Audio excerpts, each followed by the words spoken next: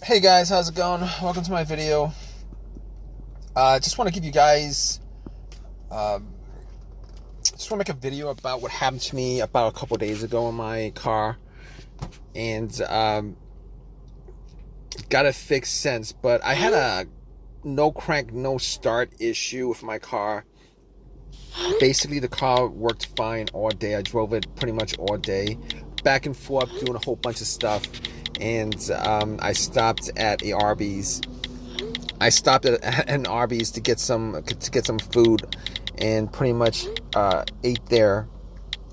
Got back out and was all ready to go back home, and the car um, did not crank up, did not start. So anyway, the remote worked. Got into the car. Everything came on as normal. The dash lights, radio, everything that was supposed to worked.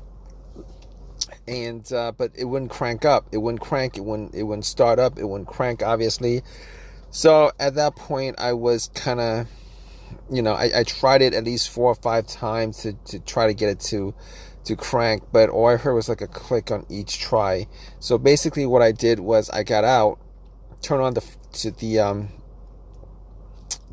headlights, got out, and try to see whether the headlights were bright or not, just to try to make out whether the batteries were good. And the battery was changed up maybe like 5 months ago. So I was thinking it could be the battery. Maybe it was put in. Maybe the terminal's loose or something like that. But I mean, the lights were pretty bright, so I couldn't make anything of it. So what I did was I popped. I got to the battery, and pretty much I got to the battery and checked the terminals to make sure that the terminals um, weren't corroded or anything like that. But the terminals did look a little bit corroded. The terminals did look a little bit corroded, and what I did was I actually had some Coke, poured some Coke over it, fizzed it up, and I was able to wiggle it out. It wasn't loose. The terminals weren't loose or anything like that. I wiggled it out, took some paper towel, cleaned it up, popped them back on, and I cleaned it up pretty good, and tried to start it, and that didn't work out. It did the same thing. So at that point, I was looking at the ground wire, because I was scratching my head trying to figure out what the problem was, and checked out the ground wire and checked to see whether the ground wire was corroded, whether it was broken off from the frame. But the ground wire looked fine. There was a little bit of rust on it, but it looked fine. So I had no issues with the ground wire, and had no issues with that. But just to be sure that it wasn't the battery, what I did was I got a power pack that I bought from Walmart, and popped that on. It was at 75% capacity, but I turned that on and tried to turn on the car. Had the same situation. It still would not crank, would not turn on. And at that point, I could rule out a whole bunch of stuff. I could rule out the battery, 100% ruled out the battery, ruled out the ground wire, and pretty much ruled out the alternator, because I thought maybe the alternator went out, and it wasn't charging the battery correctly, and got into the situation where it wouldn't crank. But I really didn't think it was the alternator, considering considering the headlights were pretty bright. The battery probably had, at the very worst, had enough juice to bright up to so I mean, I would have heard like some kind of slow crank if it was just a bad battery. But it wasn't a bad battery, it wasn't the alternator. I ruled all that stuff out. So after that, I was really confused as to what the problem was. And I remember the brake switch was one of the things that I knew that the brake switch having issues with the brake switch could cause a car not to start. So what I did was I actually had this kind of, you guys know what the club is, but it's for the brake pedal. So I actually took the club, extended it to my seat, and had the brakes depressed, and went out and to check the brake lights, and the brake lights were pretty, the brake lights came on. So if the brake lights didn't come on, then I could have probably, I could have probably deduced that it might have been the brake switch. But at that point, I was thinking to myself, all right, so I could rule all those things out. As far, it could have been a key fob too, but I changed up the battery on the key fob like 8 months ago, and I ruled that out. So at that point, I was like, okay, there's only a couple of things it could be, considering it's not cranking, it's not starting. I looked at the dash. There was no check engine light on the dash, but I took my OBD2 reader, popped it in, and ran it just to make sure that there was no issues with the car's computer, because I knew that it wasn't going to pick up any kind of codes, and very few times a code will pop up for a situation like this where there's a no crank, no start situation. And it ran all the way through. There were no codes. That pretty much told me that the car's computer is connected to the car itself, and that was the only reason why I did that, to check that out. So at that point, I was thinking to myself, there's only a couple of things else that it could be. It's either the fuse, or a relay, or the starter. But I didn't think it was the starter, because that starter was changed out about a year ago. But anyway, I actually got to the fuse box, checked out the fuses, and the fuses, I was trying to see the top of the fuses, see if I saw any fuses that were blown, brownish, whether there was any kind of, any kind of burnt smell coming from the fuse box. But I looked at all of them, and there wasn't any. I didn't have a fuse tester on me, but I didn't see any of them that were actually blown. So I recalled there were at least a couple of times where a fuse caused. I've had incidents where, not this car, but vehicles that I've had, where it caused the car not to start. Now, one of those situations was I actually had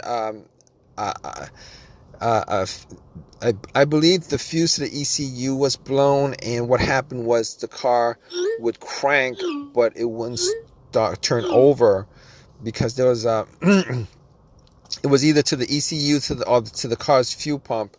And once I changed that out, it worked after that. But this is not the same situation I was at the point, because the car wasn't cranking at all.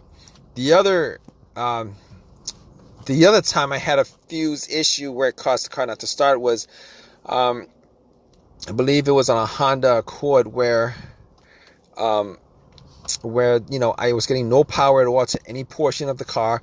It was as if the battery was absolutely 100% disconnected, and it did turn out to be a fuse, but it was the main fuse on the car, where inside that fuse box, the main fuse that connected the battery to the fuse box itself was blown. And once I changed that up, that actually got it to start without any problem whatsoever. So basically, I was left with a couple of things. I was left with either the relay, one of the relays, particularly the starter relay, or the starter itself. And I was thinking to myself, the starter was changed out a year ago. There's a possibility that the starter could have gone out, because I actually bought a rebuilt starter for it, and starter was 100% warranted, for a lifetime warranty, but it was a rebuilt starter. I've had situations where a rebuilt starter, if you guys know anything about rebuilt starters, they actually literally rebuild the starter. You give them the core, and then they changed up certain parts. And I don't know. I I've heard that they changed up just the parts that are broken and leave the other parts that in there. But I was crossing my fingers that it wasn't the starter, because it would have been really a real pain if it was. But moving on to my to what the real fix was on the car. It was okay. So I did the fuses. Wasn't 100% on the fuses, but they looked all clean to me.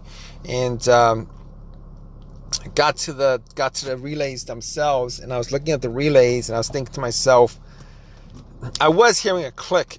So normally when you hear a click, that means that the relay is firing off for the most part.